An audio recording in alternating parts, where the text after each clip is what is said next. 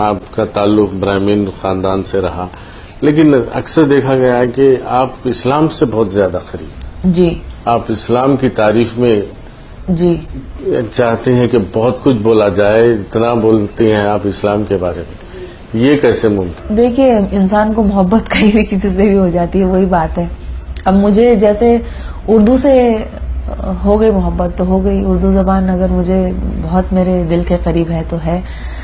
ऐसे ही बस एक बहुत कुछ गलतफहमियां भी बहुत फैली हुई हैं। और मैंने जैसे कहा कि मेरे अब्बू बहुत कट्टर ब्राह्मण थे, मैंने उनको बहुत दुनिया भर की सब मैंने हमारे घर में काफी मैंने पूजा पाठ करते देखा है। लेकिन कभी कभी क्या होता है, आप किसी चीज से नहीं अगर जुड़ पाते तो नहीं जुड़ पाते। और चाहे अब इसे मैं अदब में आने की वजह से या आप लोगों को मैंने जब करीब से देखा, क्योंकि जब मैं मुशायरों में आती थी तो मुझे हमारे घर वाले बोलते थे, अरे मुसलमानों के बीच जा रही है। उस वक्त दंगे वगैरह भी होते थे, तो मुसलमानों के बीच जाते हुए डर नहीं लगता, इतने सारे उनके बीच में अकेले डर नहीं लगता। तो मुझे बड़ी हैरत होती थी कि इतने मतलब तहजीब वाले लोग, इतने मोहब्बत वाले लोग, इतने अदब नवाज लोग कैसे बुरे हो सकते हैं। और मुझे ये भी लगता था कि कहीं ना कहीं इनके कल्चर, इनके मजहब ने इनको वो चीज सिखाई है जिसकी कमी, कहीं ना कुछ कमी तो है। जो बचपन से जो आप लोगों को एक जो सिखाया जाता है, वो कुछ कमी मैंने महसूस की है। मैं मेरे अंदर ही बोलती हूँ कि कुछ वो मैंने महसूस की, तो मैंने उसको पढ़ना शुरू किया, जुड़ना शुरू किया। और मैं जब पढ़ना शुरू किया तो वही बात होती है कि कहीं जाके रूह में एक चीज उतरती है।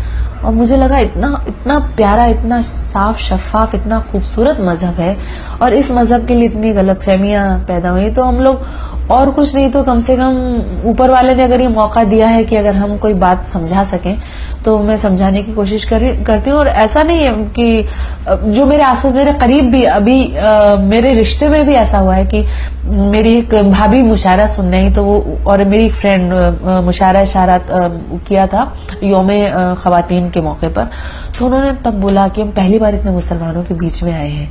पहली बार बड़े अजीब से लग रहे थे।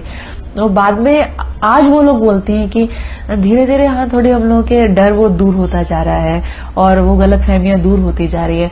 उन लोगों ने खुद ने बोला कि आपके पास अगर कोई किताब हो तो हमें दो पढ़ने के लिए। तो हम और कुछ नहीं कर सकते, पूरी दुनिया में तो हम सफाई नहीं कर सकते हैं अगर गंदगी फैली हो तो, लेकिन हम अपने आसपास के माहौल को जरूर सुधार सकते हैं। तो मेरी कोशिश है कि अगर इसके बारे में कुछ गलतफहमी है तो मैं दूर कर सकूं। और यकीनन इस्लाम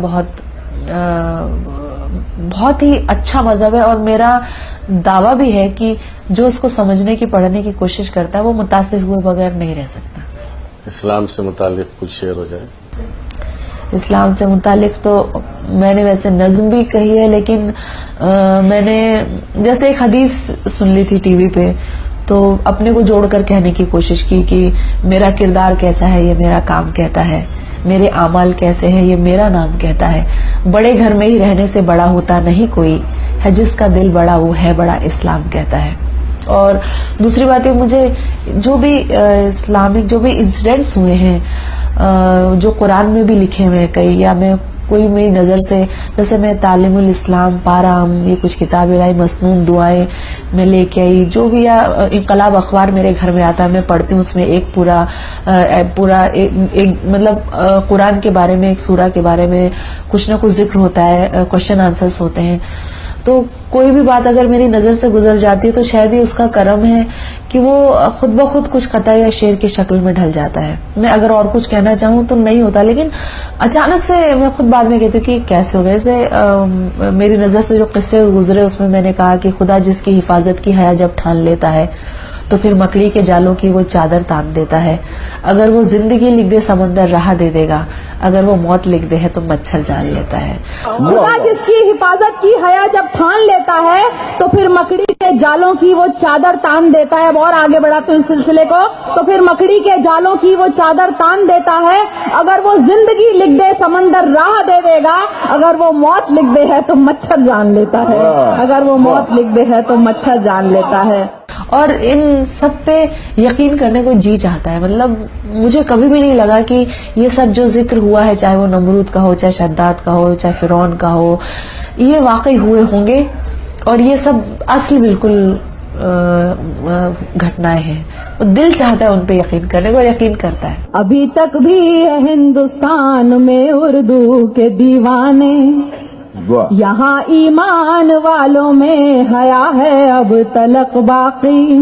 कयामत लाख हो लेकिन तबाही आ नहीं सकती, तबाही लाख हो लेकिन कयामत आ नहीं सकती। जमी पर एक भी मोमिन रहेगा जब तलक बाकी।